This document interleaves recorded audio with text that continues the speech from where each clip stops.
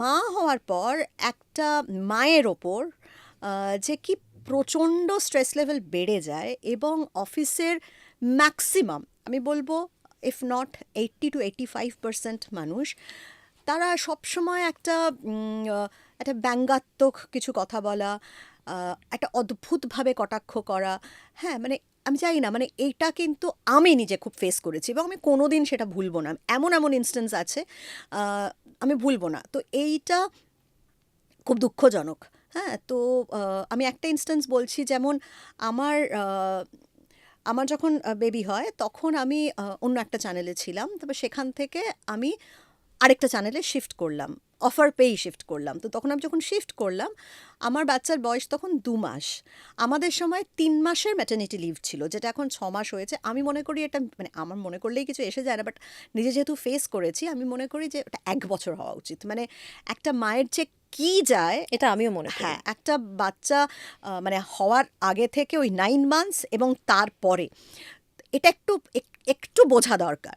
হ্যাঁ, তো মাত্র 2 মাস যখন আমি আবার অন্য একটা চ্যানেলে আমাকে ডেকে নিয়ে যাওয়া হলো, এবং যখন আমাকে নিয়ে যাওয়া হলো তখন আমি একটা কথাই বারবার বলেছিলাম যে হ্যাঁ ঠিক আছে, আমাকে প্রাইম টাইম করতেই হবে বলেছিল তারা, তো ঠিক আছে, ইটস ওকে। কিন্তু আমি বলেছিলাম যে আমি রাত 12টা অবধি শিফটটা এই মুহূর্তে করতে পারবো না। আমার মেয়ের বয়স মাত্র 2 মাস, 2 মাস। তো কাজেই আমাকে 10টায় ছেড়ে দিলে হবে, আমি সেই মতো শিফট করতে পারবো। তার কারণ কি? তার কারণ হচ্ছে আমরা সবাই জানি যে আমরা যারা ওয়ার্কিং উমেন তাদের আয়া থাকলেও তারা একটা টাইমে চলে যাবে। অবশ্যই। হ্যাঁ, আর বাড়িতে যদি বাবা মার হেল্প হতে, হ্যাঁ, বাবা মা যদি খুব স্ট্রং হয় তাহলে ব্যাপারটা অনেকটা আলাদা। কিন্তু আমার মা বাবা কেউই ততটা স্ট্রং ছিল না। যথেষ্ট, মা তো বেশ অসুস্থই ছিল। তো কাজেই সারাদিন পর আমাদের তো 9 ঘন্টা 10 ঘন্টা করে ডিউটি, মানে টোটালও যদি আমি ধরি 10-11 ঘন্টা আমরা বাড়ির বাইরে। তারপর রাত 10টা 11টার পর তাদের পক্ষে আর পসিবল, আয়াও চলে যেত। তো আমি এটা একদম পরিষ্কারভাবে বলেছিলাম, এবং আমাকে বলা হয়েছিল যে হ্যাঁ একদম কোনো প্রবলেমই নেই, 10টায় তোমাকে ছেড়ে দেওয়াই হবে, মানে তুমি আগে শিফট আমি আরও এগিয়ে নেব, কিন্তু আমি 10টায় ছুটি হবে। কিন্তু বিশ্বাস কর সেটা 1 থেকে 1.5 মাস হয়েছিল। তার মানে আমার মেয়ের কত বয়স হলো? আমি 2 মাসে জয়েন সাড়ে তিন করেছিলাম। মাস 3.5 মাস। 3.5 মাস আমার মেয়ের যখন বয়স, তখন কিন্তু আমাকে বলা হলো যে এটা করা যাবে না, আমাকে 12টা অবধি ডিউটি করতে হবে, রাত 12টা অবধি। তো আমি রীতিমতো, আমার চোখে জল এসে গেছিলো। আমি বলছিলাম যে মানে আমার এত ছোট বাচ্চা, আমি কি করে করব? আমি তো বলেইছিলাম যে এটাই আমার এবং তখন খুব খারাপভাবে আমাকে বলা হয়েছিল যে চাকরি করতে এসে এইসব বলার কোনো মানেই নেই। অথচ আমাকে যে কথা দেওয়া হয়েছিল সেটা আমি লিখিয়ে নিইনি। হ্যাঁ, তো লিখিয়ে নিলে আমি জানি না হয়তো কি অন্য কিছু হতো কি না, কিন্তু যেহেতু মৌখিক ছিল এবং আমি বিশ্বাস করেছিলাম, এবং যে এক্সাম্পলগুলো আমাকে দেওয়া হয়েছিল, আমাকে বলা হয়েছিল যে অন্য আরেকজনের, তার নাকি মার শরীর খারাপ, তার মারও মা অসুস্থ, সেও বলেছে যে আমি যদি এই সুবিধাটা পাই তাহলে সে কেন পাবে না? তাহলে এরকম করলে তো প্রত্যেকেই, কেউই 12টা অবধি ডিউটি করতে পারবে না। মানে একটা 3-3.5 মাসের বাচ্চা আর বাকি সকলের যা প্রবলেমসগুলো আমাকে বলা হয়েছিল, আমার মনে হয় না কোনোভাবে সেটা ম্যাচ মেলে, করানো যায়, কোনোভাবে মেলানো কোনোভাবেই যায় না, মেলানো যায়। তো আমি বাধ্য হয়েছিলাম, করতে বাধ্য 12টা, হয়েছিলে এবং তখন। 12টা অবধি ডিউটি, মানে তুইও জানিস 12টাতে তো শেষ হয় না। 12:30 মেকআপ একটা তুলে বাড়ি, অফিস থেকে বেরোতে বেরোতেই একটা, বাড়ি পৌঁছোতে 1:30 পৌনে 2, কারণ আমাদের তো একদম ড্রপের ব্যাপারটা ড্রপের থাকে। ব্যাপার থাকে। তো এটা প্রথম আমি মারাত্মক ফেস করেছিলাম। কিন্তু যাই হোক, কোনোদিন আমি এটা ভুলবো না। এবং এর পরেও বিভিন্নভাবে আমার মেয়ের যখন একটু বড় হলো তখন আমি দেখলাম যে আমি যদি ইভিনিং শিফট করি তাহলে তো আমার মেয়ের সঙ্গে আমার দেখাই হবে না। আমার মেয়ে তখন বোধহয় ক্লাস 2 বা 3-তে পড়ে। তার কারণ হচ্ছে আমাদের ইভিনিং শিফট কখন শুরু হতো? দুপুর 2টো থেকে শুরু হতো, রাত 12টা অবধি চলতো। মেয়ে স্কুল থেকে ফিরবে আর তারপরেই আমি বেরিয়ে যাব। আমি যখন বাড়িতে ফিরবো তখন আমার মেয়ে ঘুমোচ্ছে। ঘুমোচ্ছে।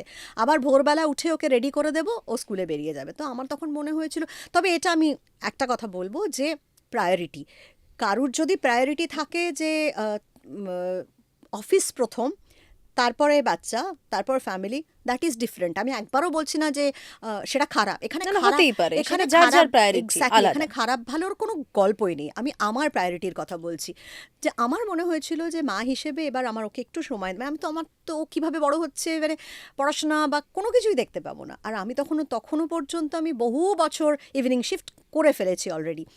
তো তখন আমি আমার অফিসের সঙ্গে কথা বলি যেরকম আমি ইভিনিং শিফট থেকে মর্নিং শিফটে যেতে চাই। তো তখন একটা ম্যাসিভ সমস্যা হয়েছিল। আমি সবটাই বলবো না যে খুব খারাপ, তার কারণ হচ্ছে হয়তো আমি প্রাইম টাইম অ্যাঙ্কার ছিলাম, সেখান থেকে আমি মর্নিংয়ে করে যেতে চাইছি। কোম্পানিরও কিছু রুলস থাকে যে না, টিআরপিরও ব্যাপার থাকে যে না, ও প্রাইম টাইম অ্যাঙ্কার, ও এই রাত্রিবেলার এই শোটা করে, এখন ও সকালে চলে গেলে যদি ওটা কোনো এফেক্ট করে হতেই পারে। কিন্তু আমি খুব পোলাইটলি বলেছিলাম যে আমি মর্নিং করতে চাই। তো অনেক সমস্যা হয়েছিল, অনেক কাঠখড় পুড়িয়ে এইচআরকে মেল ফেল করে ফাইনালি আমি মর্নিংয়ে চলে এসেছিলাম। কিন্তু প্রবলেমটা কী হয়েছিল জানিস তো, মর্নিংয়ে আসার পর থেকে পরের 2 বছর আমার আমি কিন্তু কোনো কম ডিউটি করছিলাম তা নয়, ডিউটি যা আমি তাই করছিলাম, কিন্তু আমাকে সব কিছু থেকে বঞ্চিত করা হতো। মানে আমার পারফরমেন্স বোনাস সেটা প্রভাব পড়েছিল, আমার স্যালারি যেটা ইনক্রিমেন্ট বলে তাতে প্রভাব পড়েছিল, এবং সেটা তো ঠিক আছে আমি সেটাও ছেড়ে দিলাম যে ঠিক আছে আমি প্রাইম টাইম থেকে সরে গেছি, কোম্পানি সেটা করেছে, আমার তাতেও কোনো বক্তব্য নেই। কিন্তু পুরো নিউজ রুমের মধ্যে অনেক রকমভাবে আমাকে কটাক্ষ করা হতো। যেমন ডিভিশন তো করা হয় মারাত্মকভাবে, তুইও জানিস, আমি তো জানি, মানে আমি ফেস করেছি মারাত্মকভাবে এগুলো। এইটা খুব দুঃখজনক। মানে এমন তো নয় যে আমি কাজ করছি না, যদি এরকম হতো যে হ্যাঁ আমার ডেডিকেশনের অভাব হয়ে গেছে, বা আমি একদম মানে আমি ম্যাক্সিমাম ছুটিতে চলে যাচ্ছি, আমি কাজ করছি না, তাহলে অফকোর্স আমাকে বলতে পারতো। কিন্তু সেটা না, আমি ইভিনিং থেকে মর্নিংয়ে এসেছি শুধুমাত্র। কিন্তু তারপরে আর কোনো দিন, মানে শেষের 5-6 বছর বাদ দে, কিন্তু বহু বছর এরকম হতো যে সকালেও যদি কোনো শো হতো, মানে যেরকম আমাদের স্টুডিও ট্র্যাক, আমাকে কখনো দেওয়া হতো না, অথচ যে আমি রেগুলার বেসিসে সেটাই করতাম। তো একবার আমি প্রশ্ন করেছিলাম যে আমার কি তার মানে পারফরমেন্সে কিছু ঘাটতি হচ্ছে, তাহলে সেটা আমাকে বলো, যদি কিছু প্রবলেম হয় তাহলে আমি নিশ্চয়ই সেটাকে দেখব। একজনও আমাকে আমার পারফরমেন্স নিয়ে কিচ্ছু বলতে পারেনি, কোনো ঘাটতির কথা সে বলতে পারেনি, সে বা তারা বলতে পারেনি, এবং তারা বরং খুব রাগই করেছিল আমি এই প্রশ্নটা করেছিলাম বলে। পরে আমার মনে হলো যেহেতু আমি মর্নিং শিফটে চলে এসেছি, এটা একটা রিভেঞ্জও বলতে পারিস, বা এটা একটা শাস্তি। তাহলে মা হওয়া মানে কি কিছু শাস্তি পেতে হবে? আমার শাস্তিটা মনে আছে বৃষ্টিদি তোমার? সেই শাস্তি হয়তো আমাদের অনেককেই পেতে হয়েছে, মানে অনেককেই পেতে হয়েছে। আমি কতদিন বসেছিলাম তোমার মনে আছে?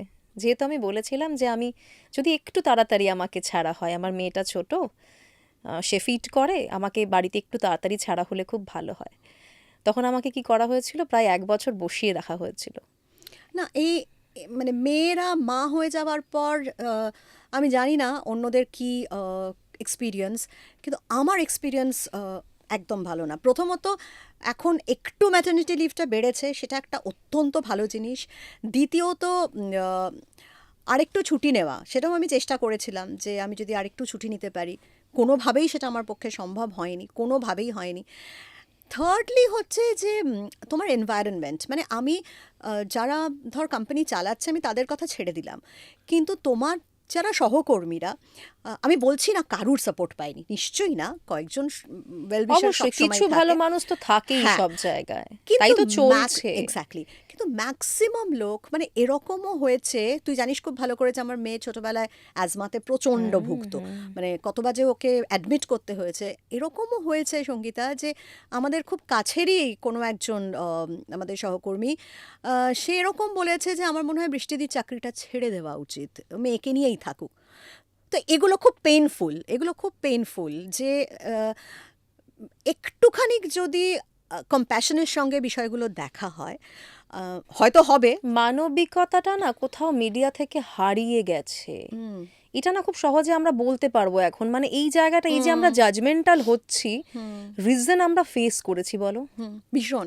আরও একদিন আমি আরেকটা ঘটনা আমি কোনোদিন ভুলবো না, নিউজ রুমে আমাকে ডেকে, ভরা নিউজ রুমে আমাকে ডেকে একজন বলেছিল যে না এরকম মর্নিং শিফট করলে তো চলবে না, এটা অনেক বছর পর, এরকম করলে তো চলবে না, 8টা-9টা অবধি থাকতেই হবে। তো তখন আমি বলেছিলাম যে হ্যাঁ, মানে আমি তো এত বছর মর্নিংই করে আসছি, ঠিক আছে যদি এখন ঠিক আছে আমাকে যদি 8টা-9টা অবধি থাকতে হয় আমি থাকবো। তখন মানে আমাকে বলা হয়েছিল যে এরকম অমুকেরও তো বাবা আছে, অমুকেরও তো মা আছে, তাদেরও ইচ্ছে হয় সন্ধেবেলা বাবা মাকে একটু পার্কে ঘোরাতে নিয়ে যেতে, কিন্তু তারা সন্ধেটা অফিসকে দিচ্ছে। তো আমার কাছে খুব আশ্চর্যের লেগেছিল, খুব হাসিও পেয়েছিল যে কার সঙ্গে কাদের তুলনা করছে আর কি। না, আমি বলছি না যে বাবা মাকে সময় দেওয়াটা ঠিক না, 100বার সবাইকেই ফ্যামিলিতে সময় দেওয়া উচিত, এবং সেটা নিজেদেরই ভেবে নিতে হয় যে আমরা কিভাবে কাকে সময় দেবো। কিন্তু আমার মনে হয় একটা ক্ষেত্রে এটা একটু এক্সেপশন হওয়া উচিত, সেটা হচ্ছে তার বাচ্চা যখন ছোট, মায়ের সঙ্গে বাচ্চা, এইটা আমার মনে হয় গুলিয়ে ফেললে চলে না।